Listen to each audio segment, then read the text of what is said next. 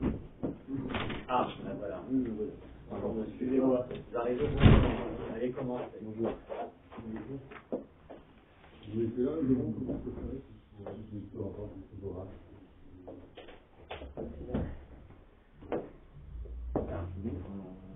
Bon, alors, je vous remercie d'être venu à ce point près, la présentation de la candidature du Front National sur le canton numéro 1 de Cherbourg. Donc, je vais me présenter. Je m'appelle Mario Barrault, j'ai A2R AUP, j'ai 24 ans. Je suis né à Cherbourg, je suis un enfant du pays. J'ai étudié à Cherbourg jusqu'à 17 ans. Je suis ensuite parti à Paris pour faire mes études, en lycée Henri IV, en classe préparatoire. J'ai préparé Normal Sup et je suis actuellement étudiant à la Sorbonne où je prépare l'agrégation d'histoire. Alors, Pierre, je pense que tu peux te présenter. Vous répondez. Très bien. C'est quand même son note, hein. Oui, oui.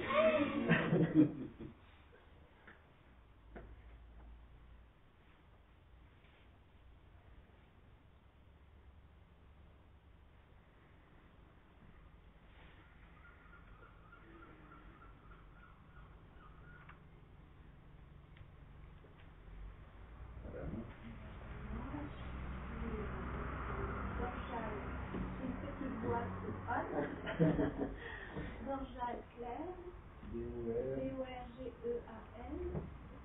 D'accord. Voilà, donc moi je suis fille de militaire, donc j'ai beaucoup voyagé, y compris en Afrique. Mais je suis revenue régulièrement de par mon mariage sur Cherbourg et là je suis sur Cherbourg bien depuis 14 ans. Donc 5 enfants, dont 3 on présente, se sentent des attaches importantes dans la région. Et je suis voilà, du nom de Mario Barrault, enfin, dans l'urgence de la situation de mon pays, je suis comme beaucoup de personnes inquiètes et surtout j'ai envie de m'investir.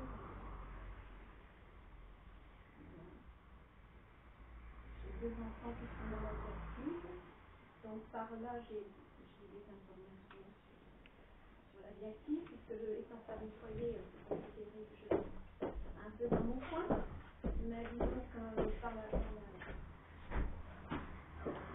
j'ai 2 enfants dans la vie active et puis 3 autres. J'ai 2 musiciens propres, ce qui pour moi est aussi un investissement de longue durée depuis la petite enfance. Donc tout le système scolaire pour moi aussi est une priorité, l'éducation. Et je parlerai évidemment d'un mot qui me semble bien souvent banni actuellement de la vie politique, c'est le mot de la maîtrise. Et la maîtrise permet, n'est pas fatigante, n'est pas un mot, comment dire, il est contraire du laisser, voilà, laisser tout, laisser faire.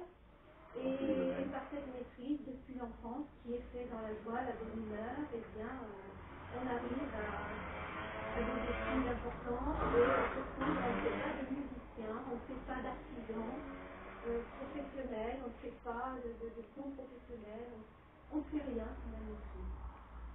Et ce mot-là, ce manque dans la vie politique de ce mot-là, a pour moi été un levier et un motif d'engagement. Et c'est un mot, c'est une valeur que je partage avec mes 5 enfants, et puis avec leurs camarades, avec M.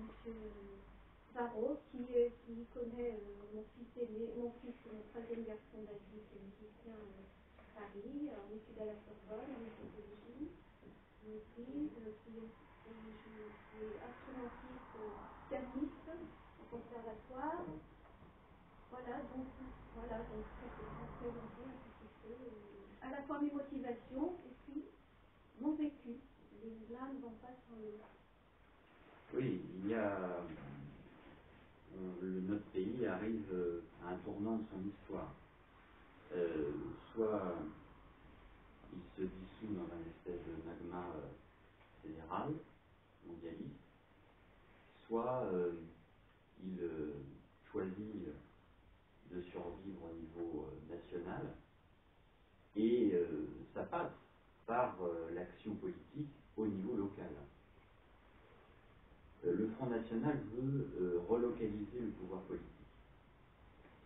Je commencerai à un niveau assez général pour descendre progressivement à un niveau beaucoup plus particulier.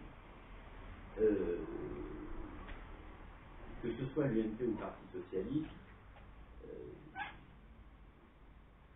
ce sont des partis qui, depuis de nombreuses années, ont éloigné le pouvoir politique, le pouvoir de décision des citoyens français.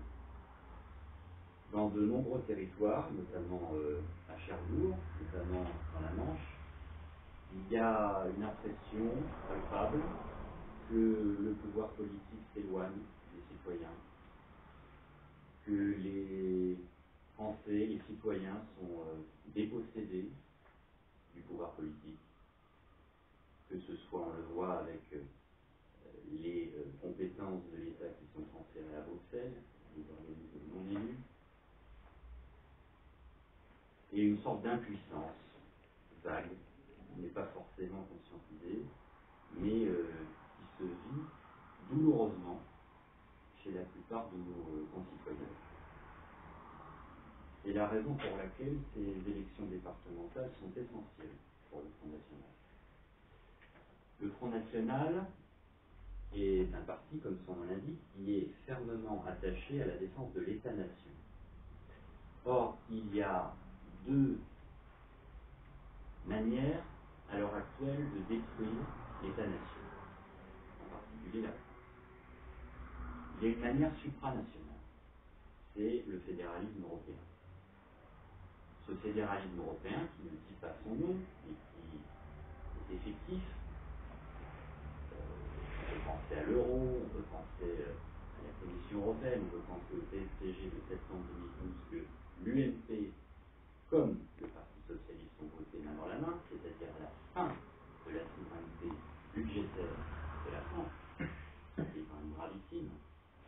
Ce fédéralisme est en train de dissoudre l'État-nation qu'est la France, une des plus vieilles nations du monde, avec la Chine, une des plus vieilles nations d'Europe, est en train de dissoudre notre État-nation dans un espèce de magma bureaucratique et technocratique totalement illisible. Il y a une deuxième manière de dissoudre l'État-nation, c'est par l'infranational.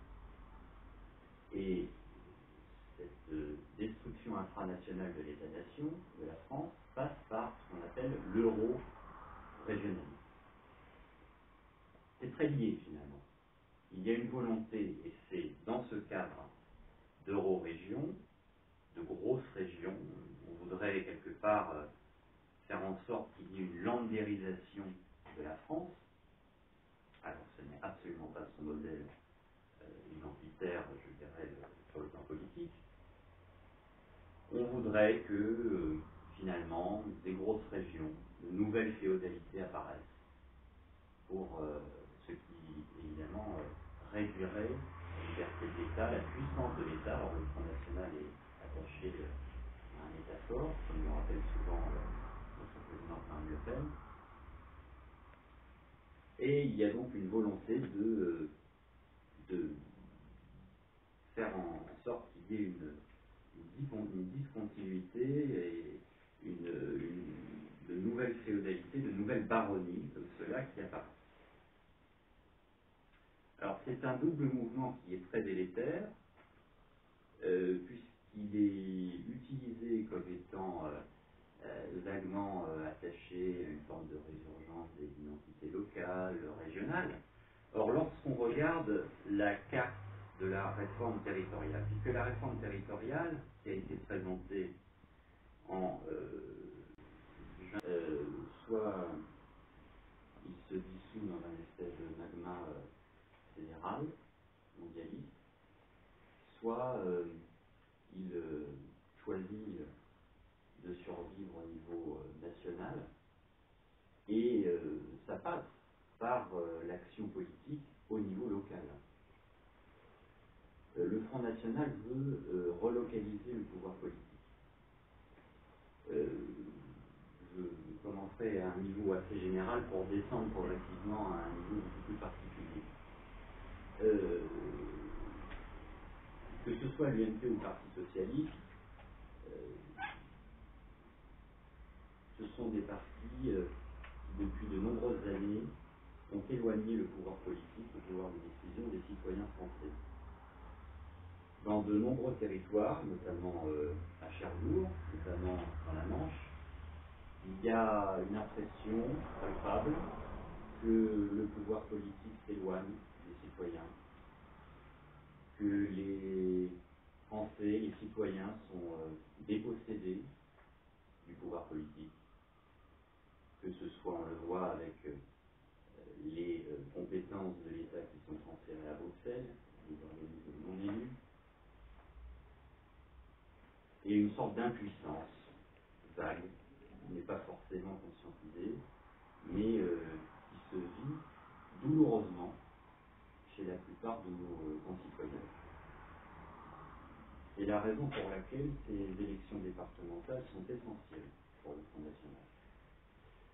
Le Front National est un parti, comme son nom l'indique, qui est fermement attaché à la défense de l'État-nation.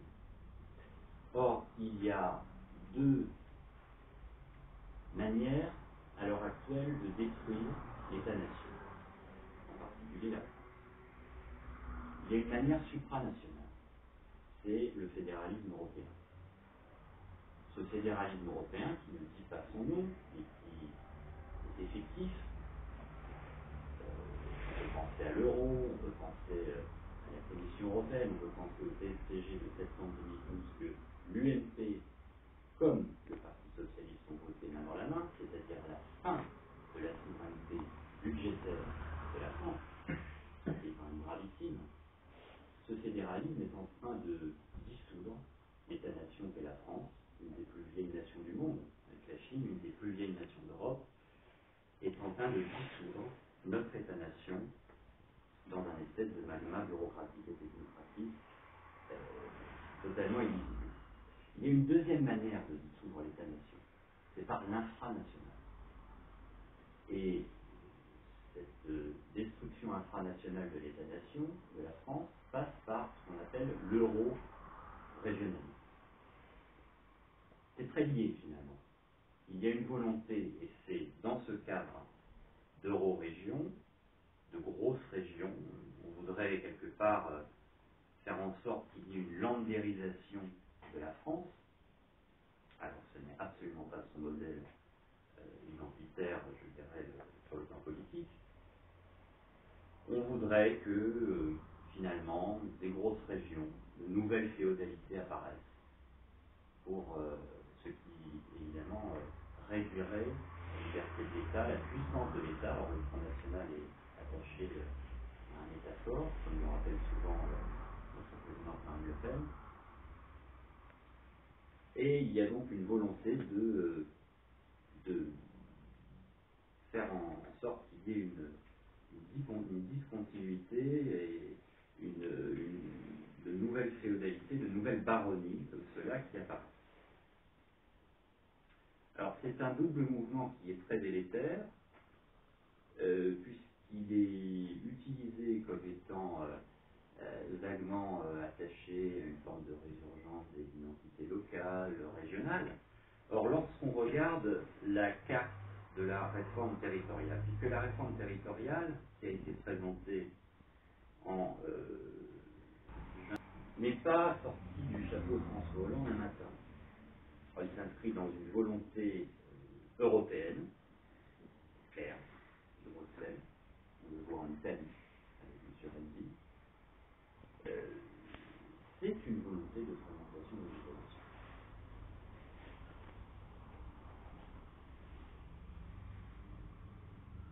cette réforme territoriale est adhérente. Elle est adhérente pour plusieurs raisons. La première, la plus évidente, c'est qu'elle n'a été faite sans aucune concertation, ou une concertation de façade. Elle est adhérente, deuxième raison, parce qu'elle n'a aucune cohérence historique, culturelle, sociale ou économique. Alors on est un peu mal placé ici, puisqu'il y a la réunification de la Normandie qu'on attend depuis des décennies. Mais pensons aux autres régions. Pensons à l'Auvergne, qui va se retrouver fusionnée avec la région Rhône-Alpes.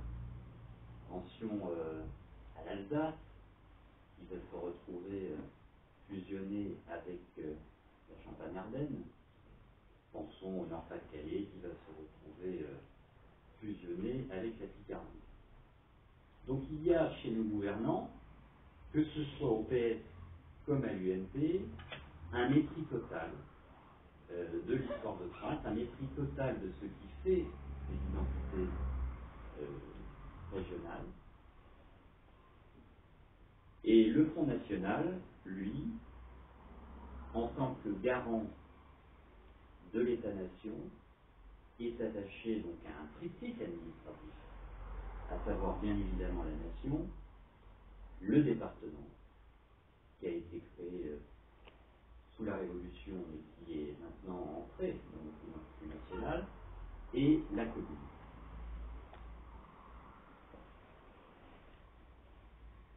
Il y avait une troisième raison que le gouvernement avançait, que l'UMP et le PS avançaient, puisque ces partis sont de plus en plus devenus des clones, c'était les économies.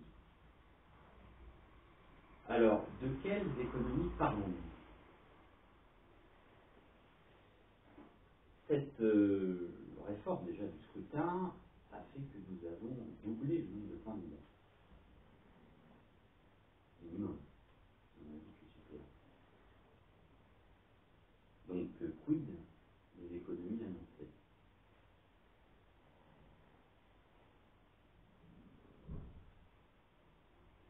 Monsieur Valls, hier en déplacement à Caen, a annoncé 2 milliards d'euros d'investissement public alloués à l'unification et à la création de cette nouvelle Normandie.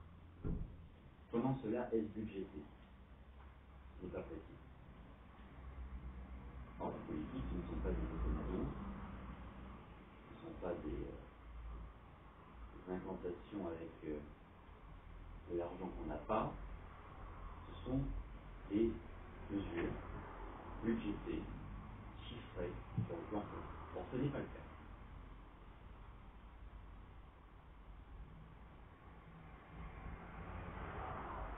Il y a un autre problème, qui est tout de même assez grave, c'est qu'à moins de 2 mois des élections départementales, qui sont des élections essentielles pour relocaliser le pouvoir politique, pour redonner la parole aux citoyens, pour redonner aussi, dans un contexte local ici, la parole aux Cherbourgeois, qui attendent une véritable opposition à l'UMP comme au PS. C'est que nous ne savons toujours pas quelles sont les compétences précises du nouveau conseil départemental. Nous ne le savons pas. À moins de 2 mois du scrutin. C'est là une imprécision, un amateurisme très préoccupant pour notre fonctionnement républicain et démocratique. Je veux ici le souligner.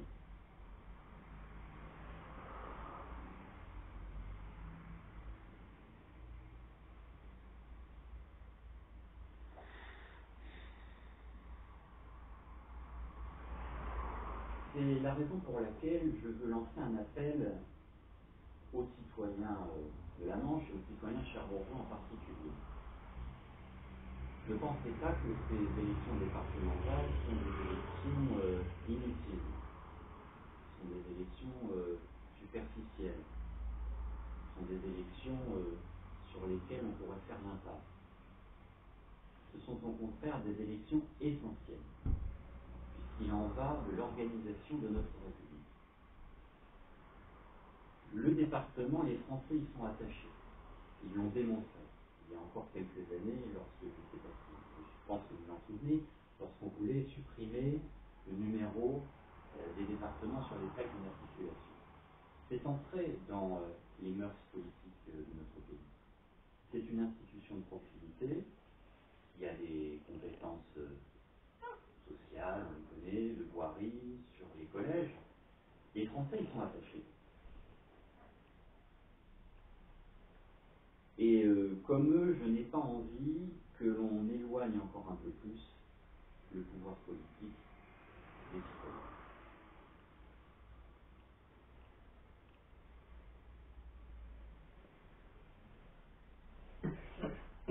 Alors après la création de grandes régions, plus ou moins néo-féodales, qui ne feront absolument pas d'économie, au contraire, il y a une nouvelle marotte qui s'est fait jour, c'est la marotte de l'intercommunalité et des grandes intercommunalités. Ce qui fait, et je veux le dire ici très solennellement aux chers bourgeois, que si l'on en croit M. Valls et son gouvernement, les départements pourraient disparaître à l'horizon 2021.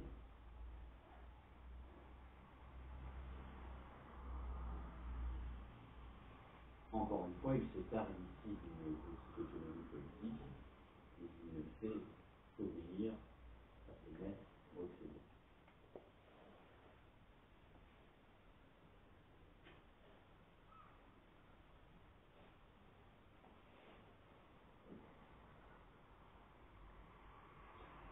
Donc, on voit naître de nouveaux projets, un grand Cotentin qui diviserait la Manche en deux, je sais pas, un grand Sud-Manche, pourquoi pas bientôt. Bon. Tous ces effets d'annonce, toutes ces annonces politiques ne relèvent que de la mise en place de nouveaux échelons politiques, administratifs, qui ne créeront aucune économie et qui, au contraire, risquent de mettre en place une sorte d'usine à gaz, de doublon administratif, de doublon des comités de gestion. Et tout cela reste profondément flou, profondément flou, et on ne gouverne pas en restant dans le flou et en refusant de donner des précisions, notamment sur le budget, aux citoyens français.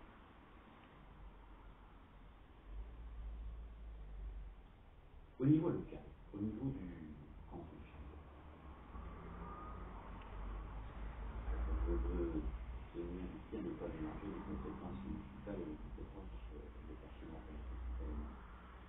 Mais il y a évidemment dans le canton urbain comme celui de Cherbourg des échos municipaux. Je suis effaré de voir le nombre de personnes de Cherbourg que je rencontre sur les marchés, que je rencontre en permanence, en porte-à-porte, qui se disent profondément inquiets de la paupérisation de notre vie. À Cherbourg, nous faisons face à une désertification de ce pays. On ne compte plus les commerces abandonnés. On ne compte plus les difficultés des commerçants, des artisans.